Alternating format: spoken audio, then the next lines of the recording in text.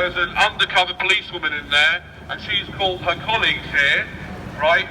Now, for some reason, I don't know what's going on. I thought that the purpose of the police was to protect freedom of speech, but sometimes they forget and they work on behalf of the corporations. But we don't know what's happening yet. We'll see what happens when they approach me.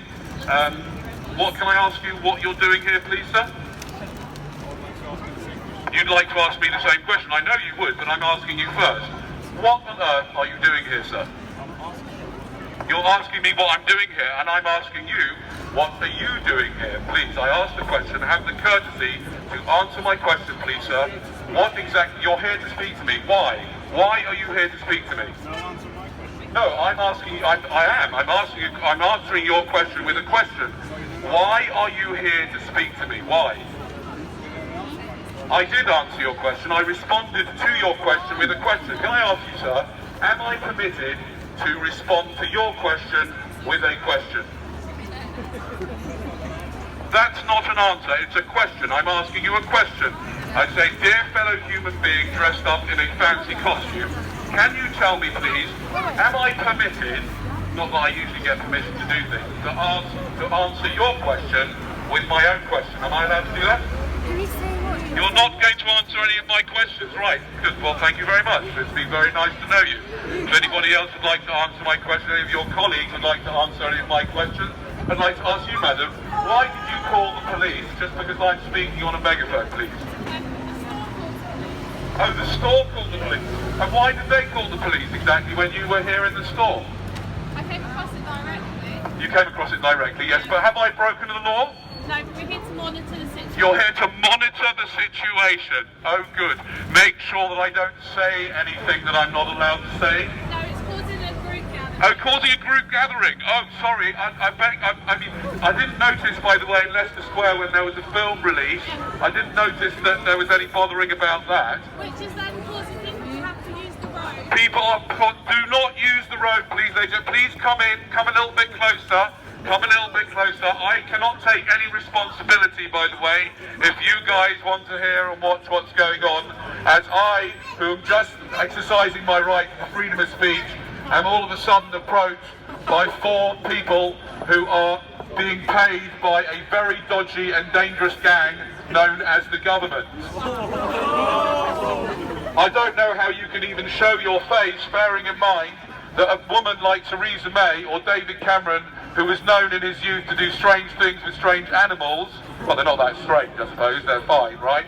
I don't know how you can come walking around the streets when everybody knows that you are working on behalf of a very dodgy bunch of liars. Let's be honest. Anyway, any other questions you'd like to ask?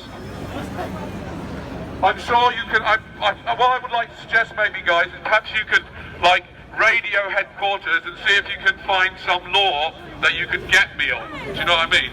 Just to shut me up, because, you know, when the people are here, they're not shopping. Please, quit, don't stand here, guys.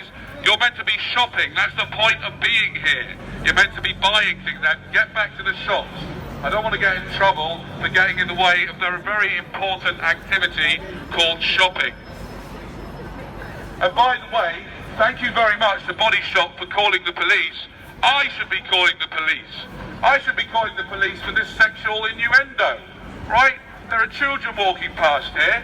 If their children ask, Mummy, what's it's big and it's on me? That is a sexual innuendo, isn't it? I should be calling the police.